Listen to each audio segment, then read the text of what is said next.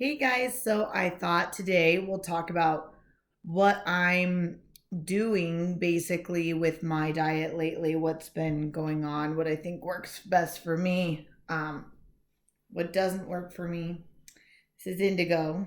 He's 3 months old now. Hi, baby. He likes to snuggle quite a bit, so um, he'll just save us some time if I just let him sit here. Oh, no.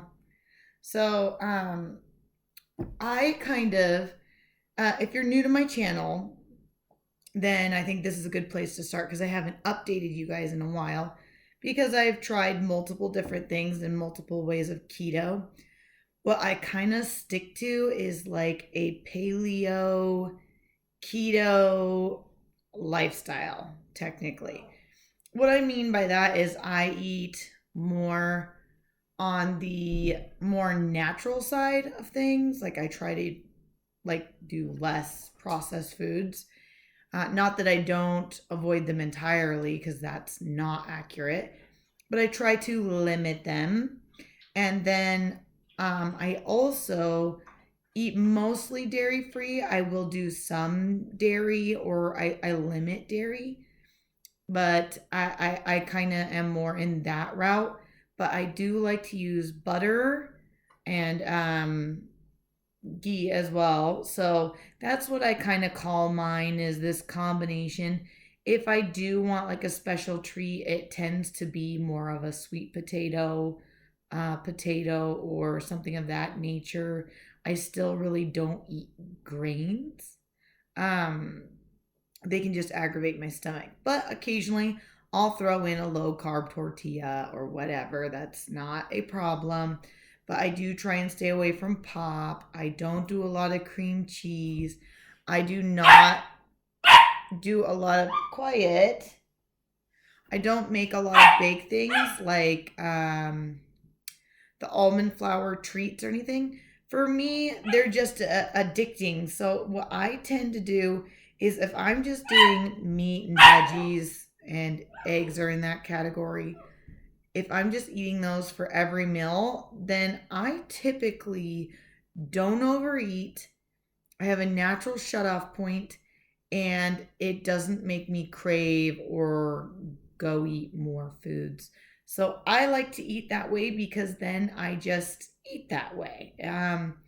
I am kind of all or nothing. If I'm going to have a piece of chocolate, I might as well eat the whole bar. It's just going to keep me craving more chocolate throughout that day and throughout that week. And I tend to overeat due to cravings. So I just avoid it in general.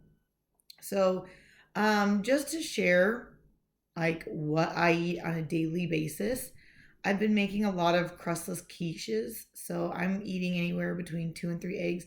I did try to add in some yogurt again and cottage cheese, and I'm not feeling very well. So I'm cutting that back out. That's kind of like for weekends only type thing. So I can make like a protein pancake or whatever. And it's like, all right, back to the week. And I do a vegetable with every meal. I am not as hardcore about macros as probably other keto people are.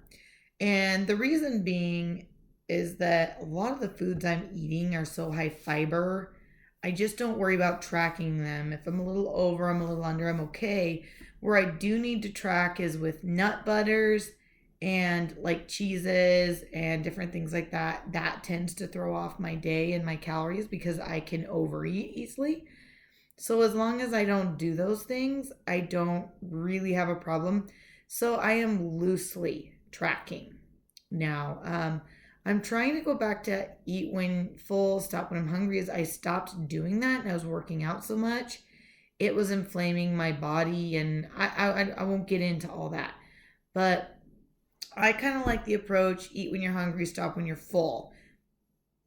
There is a difference of eating when you're having cravings, though.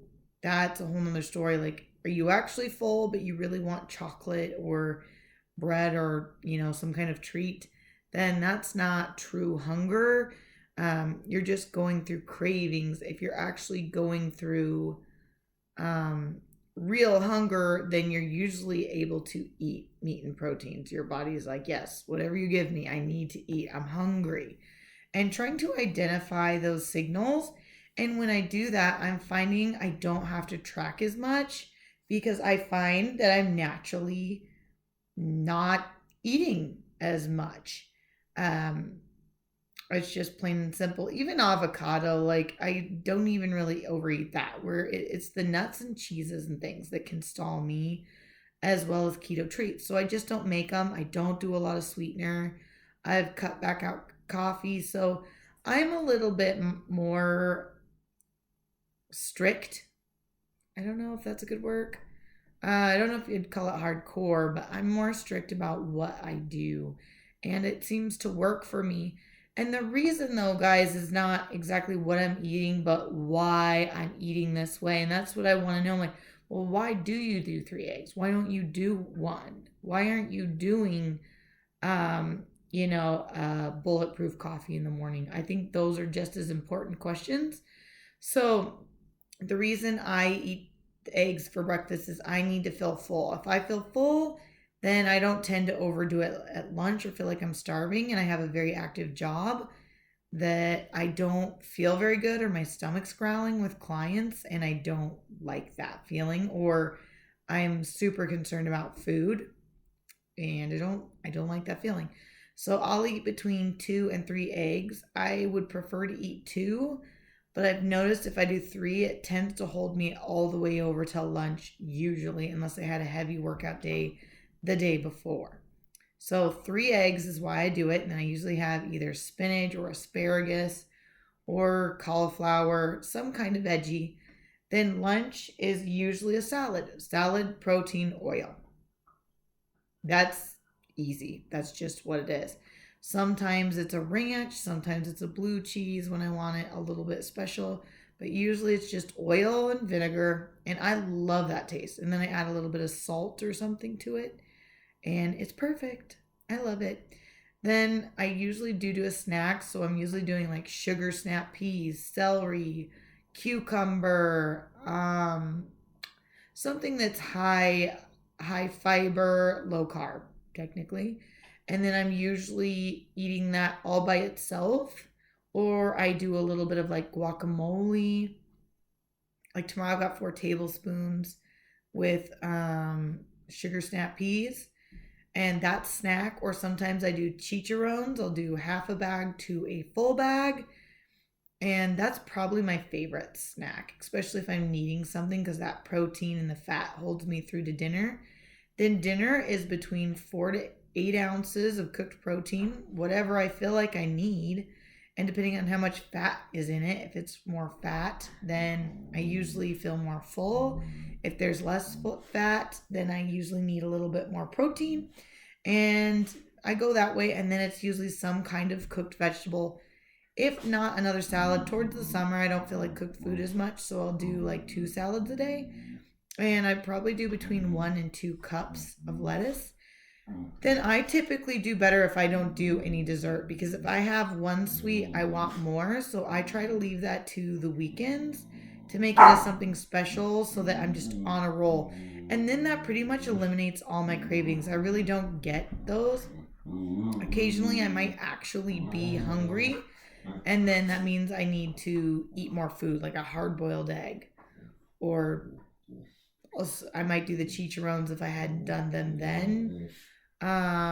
Or some more protein if I have it in the fridge, some tuna or something.